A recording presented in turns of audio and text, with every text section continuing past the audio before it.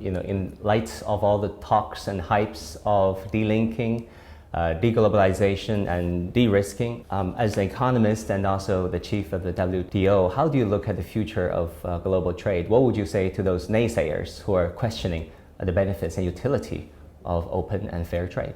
We think that an open, fair, predictable, multilateral trading system that is stable is what the world still needs.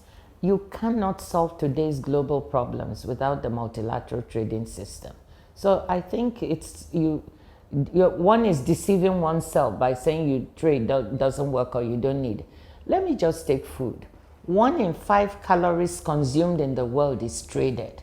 There are many parts of the world that simply cannot produce their own food or can't produce enough for their population. If you say trade doesn't work, how are those people going to feed themselves?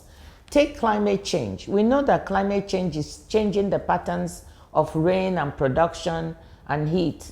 Some places that were breadbaskets today, or that are breadbaskets today, we can already see changing patterns. They may not have the water in the future to even grow the kinds of crops they're growing. Well, what is going to happen? That may be grown in another part of the world. If you don't have trade, how will you move that food around? So people should just think about what they're saying. The multilateral trading system is instrumental, whether you're dealing with climate change, with the pandemic, with all kinds of problems that the world needs to solve. So we do need it. Again, I will say to people, it's one thing to say there are problems with the system and we should look how we can solve those problems and make them more inclusive.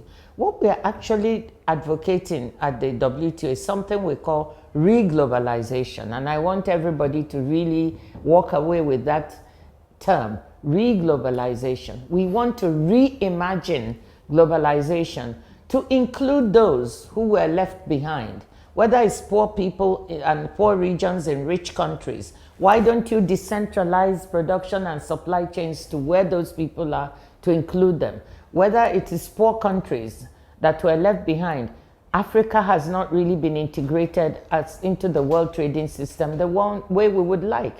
It has only 3% of world trade. So why can't we think of the opportunity? That is where future labor is going to be. Remember that there's one structural factor in the world now. Emerging markets, some China included, and developed countries are facing a demographic constraint. They have an aging population. And if you want future productivity increases, you have to look for where the young people are going to be. Africa. Africa is it. So businesses should start thinking, and policymakers, how do we include Africa into the global value chains? Because that is where we'll be able to have the productivity we need. That's re-globalization.